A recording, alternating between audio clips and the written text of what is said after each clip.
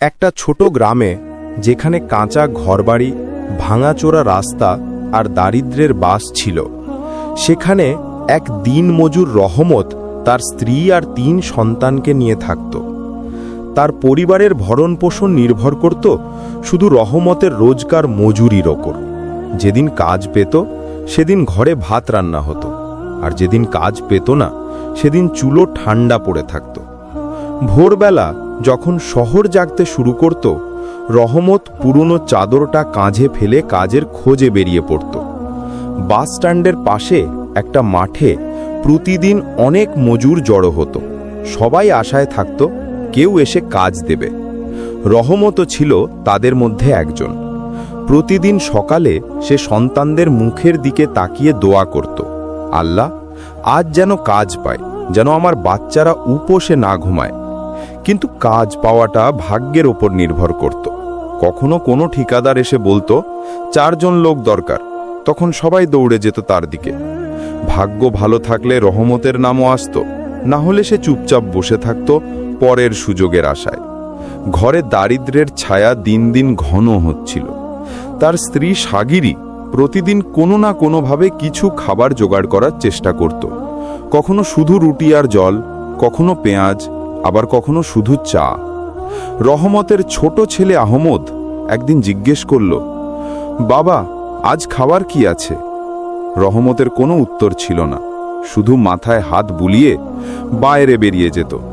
রহমত দিনভর পরিশ্রম করত, ইট তুলত, মাটি খুঁড়ত, বোঝা বইত, কিন্তু পারিশ্রমিক এত কম ছিল যে মাসের শেষে আবার ধার করতে হতো। একদিন এক বড় ঠিকাদার এসে বলল, 10 দিনের কাজ আছে, মজুরি পাবি, কিন্তু খাটুনি অনেক। রহমত সঙ্গে সঙ্গে রাজি হয়ে গেল। 10 দিন তার জীবনের সবচেয়ে কষ্টের দিন ছিল। রোদে পুড়ে, ঘামে ভিজে, ক্লান্ত শরীরে কাজ করত। তবু প্রতিদিন শেষে মনে হতো আজ ঘরে খাওয়ার ব্যবস্থা হবে। 10 দিন পর ঠিকাদার যখন টাকা দিল, রহমতের হাতে কয়েক হাজার টাকা এলো। তার কাছে সেটা ছিল অনেক বড় সুখ। সে সোজা বাজারে গেল। বাচ্চাদের জন্য রুটি, সবজি আর স্ত্রীর জন্য একটা চাদর কিনল।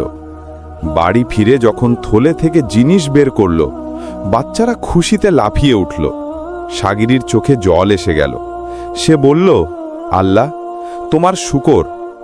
রহমতের স্বপ্ন ছিল তার বাচ্চারা লেখাপড়া শিখে মানুষ হবে। সে চাইতো আহমদ ডাক্তার হবে আর তার মেয়ে আমেনা শিক্ষিকা। কিন্তু বাস্তবতা ছিল স্কুলের ফি দেওয়ার মতো টাকাও তাদের ছিল না।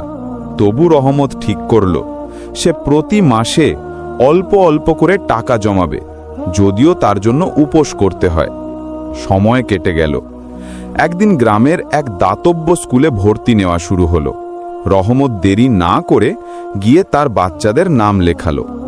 সেদিন ছিল তার জীবনের সবচেয়ে খুশির দিন। সে জানত এই শিক্ষা একদিন তাদের জীবন বদলে দেবে। বছর কয়েক পর আহমদ এক সফল ডাক্তার হলো, আর আমেনা হলো শিক্ষিকা। রহমত তার জীবনের সব কষ্ট সহ্য করেছে, কিন্তু তার সেই ত্যাগ বৃথা যায়নি। একদিন আহমদ তার প্রথম বেতন রহমতের হাতে দিল। রহমতের চোখে জল এসে গেল। আহমদ বলল, বাবা, এসব তোমার পরিশ্রমের ফল। রহমত মাথা নিচু করে বলল, আল্লাহ, তুমি দেখেছ আমি শুধু চেষ্টা করেছি। রহমত সারা জীবন মজুরি করে গেছে, কিন্তু আজ তার স্বপ্ন পূরণ হয়েছে। এই গল্প শুধু রহমতের নয়, প্রত্যেক সেই মানুষের যে দারিদ্র আর কষ্টের মাঝেও নিজের স্বপ্ন বাঁচিয়ে রাখে। রহমতের মতো মানুষরা আমাদের শেখায় সাহস, পরিশ্রম আর ধৈর্য থাকলে জীবনের যে কোনো বাধা পেরিয়ে স্বপ্ন একদিন সত্যি হয়। ভিডিওটি ভালো লাগলে ভিডিওটি শেয়ার করে চ্যানেলটি সাবস্ক্রাইব করবেন।